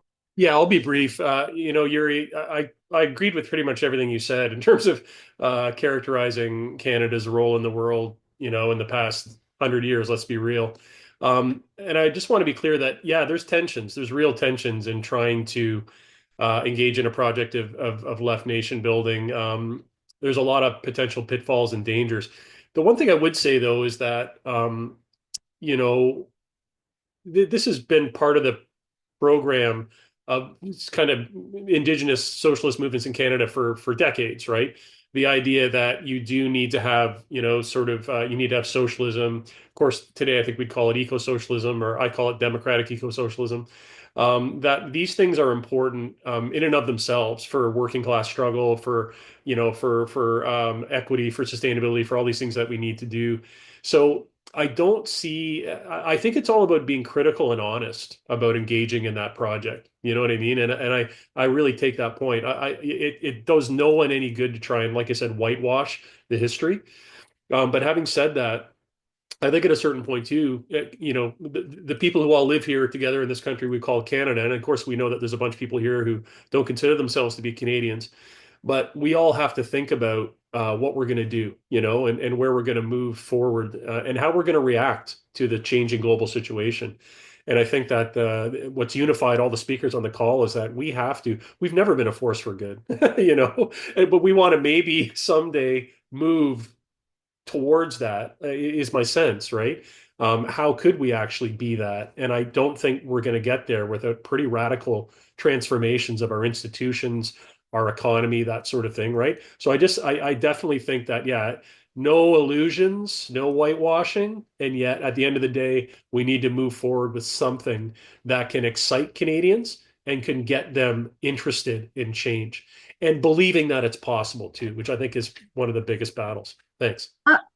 Thanks, Kevin. Just before we take Radhika's reaction to that, there was a question in the chat about how people can get involved in the Canadian network for the Canadian Academics for a Just Foreign Policy. If you want to just briefly explain about that, that would be great. And then we could move on to Radhika's reaction, and Richard and Kevin, I believe, have their hands up. So Kevin, if you could just reply to that would be great.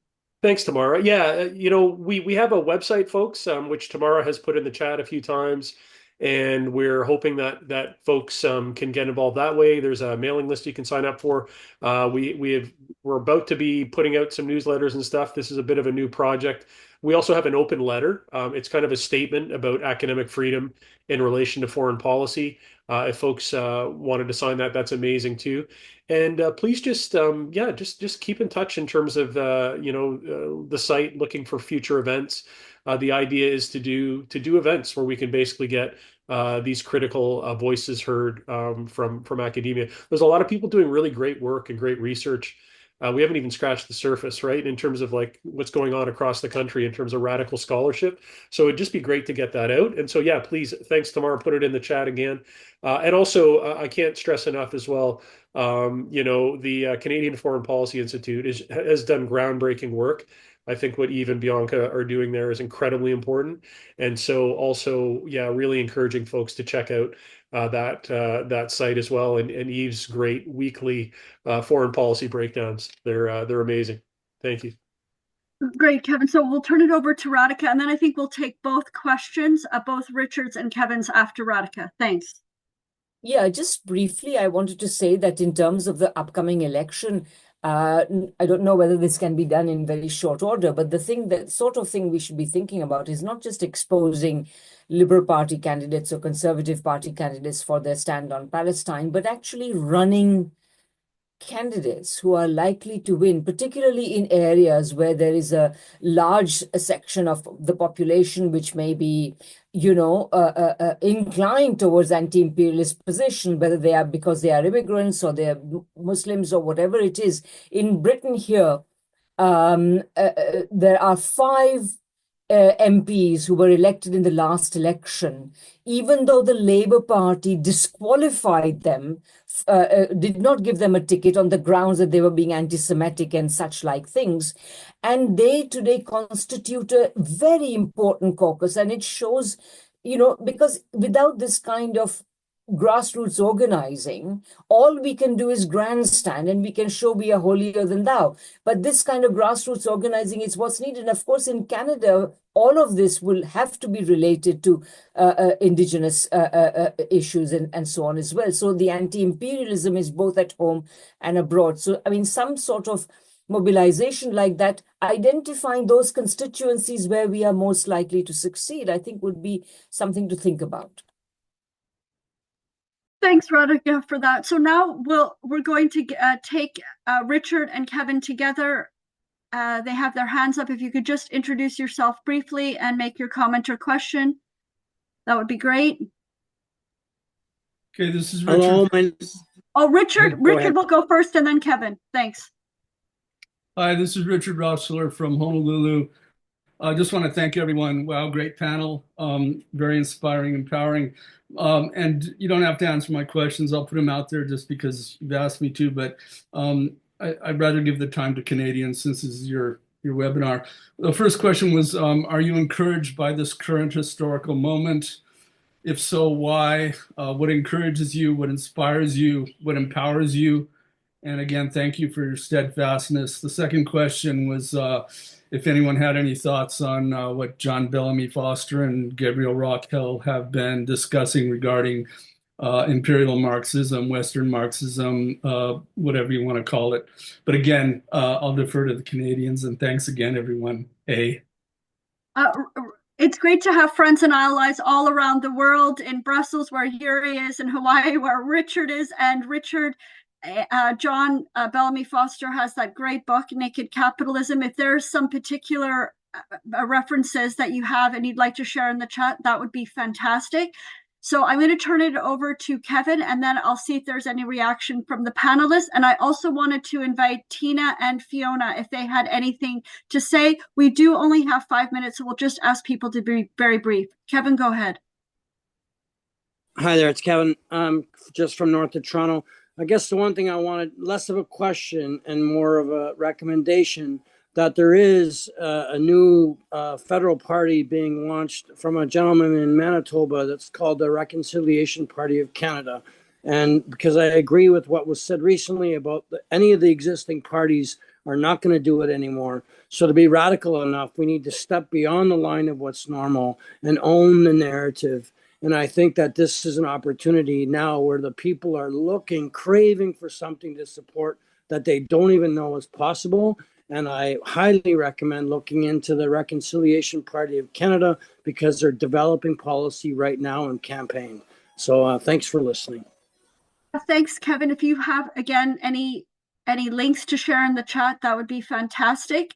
And I will see if any of our panelists have a quick reaction to either Kevin or Richard's remarks.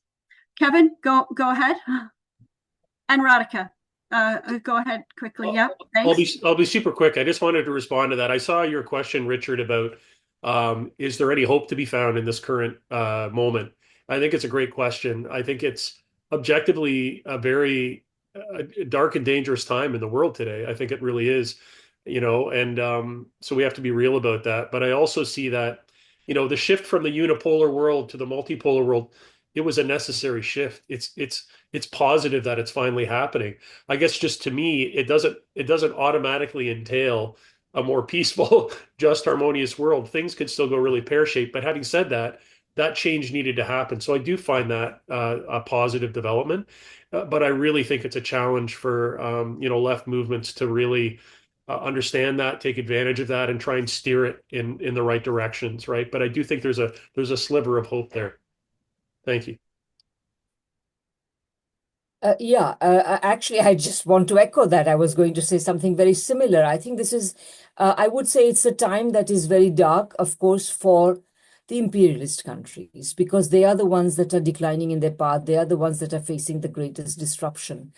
For the rest of the world, I would say that it's, for the world as a whole, rather, I should say, it's a hopeful moment precisely for the reasons that Kevin mentioned, which is that the shift towards multipolarity is actually on the whole a good thing. It represents a greater spread of productive power, a greater spread, therefore, of material welfare, and this trend should be continued further. It has not gone far enough, but the fact that it has gone beyond the imperial heartlands of the world is an altogether good thing. And so that's the first thing. And second thing is about Western Marxism. I just wanted to say, I haven't read the particular article you're talking about, but of course, quickly, two things. Marxism in the West, that is to say, in Western Europe and North America and so on, has tended to be precisely of unable to understand imperialism. And this has been a big problem, and the work of Domenico Losurdo in particular, but also many other people, is central. And I think the discussion between the two people you talked about, John Bellamy Foster and Gabriel, they are both talking about Losurdo's work. So I think go to the source is what I'd say. That's all. Thank you. So thank you very much, Radhika. And we are running out of time. So I would like to just give a 1 minute to Mohammed and 1 minute to Eve to share any final remarks. Just ask people to be brief, and we're going to have to end it after them. And yeah, so thank you so much for joining us. So how about we'll go to Eve, and then we'll go to Mohammed for the last word to send us off. Eve, go ahead. I mean, I think that there's lots of, we barely touched on the climate crisis and Donald Trump's horror when it comes to that question, and reports, the French government saying they're planning for 4 degrees Celsius, I believe, by 2050. I mean, so there's very dark elements there. We can do what we can do as individuals and collectively. I think there are opportunities from a Canadian foreign policy perspective, from the element of should billionaires run things, and from the standpoint of exposing the nature of oligarchy and capitalism. I think there's probably lots of people that see people like Elon Musk and Bezos's recent things at the Washington Post, and it tells them something. But the U.S. is going down in a very negative trajectory. Eventually, if it keeps that way, it will spill into Canada. I don't think it will in the short term. In the short term, it's undercutting Pierre Poilievre and boosting slightly more liberal, minus military spending and some things. But there's some opportunities for us to change Canadian foreign policy. But the main thing here is we need to get organized. We need to assert ideas that have been floating around for a long time. It's long been a position of the left. The NDP, Canada out of NORAD, Canada out of NATO, those are positions that have been NDP positions in the past. So some of these things aren't necessarily so radical, but we should be putting them out there in a slightly different context where I think they can be they're more acceptable to the mainstream. Thanks, Eve. And we'll give the final word to Mohammed. Yeah, I think that this is not a moment to be timid. In these moments, this is where you actually become more aggressive and do not be afraid of the quote unquote radical positions. Radical positions are not radical because they are inherently or objectively radical. That they are politicized in those ways. So I do think that a lot of, certainly the NDP is a perfect example of timidity, and that's a problem. And the right has been organizing and mobilizing for quite some time on the ground, meeting people where they are and pushing them in these directions that we see today in the election of Trump and the popularity of some of these ideas. The left has kind of dropped the ball on that, and that needs to reemerge on a much more wide scale level, and again, to not be timid in the messaging when it comes to what it is that the left strives to do, and ask for radical transformations of social systems, political systems, and economic systems on local levels, state levels, and international levels. This is the time to push for utopic ideas, not the time to shrink away from them. And so that would be my message. Mohamed, what a great way to end our webinar tonight, to stay courageous, to be creative in our response, and also for us to stay connected. Let's be in solidarity with each other as we move forward. A big thank you to our great panelists, such important insights, and a big thank you to all of you for joining us for this long webinar. Stay connected, friends, with the Canadian Academics for a Just Foreign Policy and the Canadian Foreign Policy Institute. Have a wonderful rest of your evening and stay in touch. Thanks very much.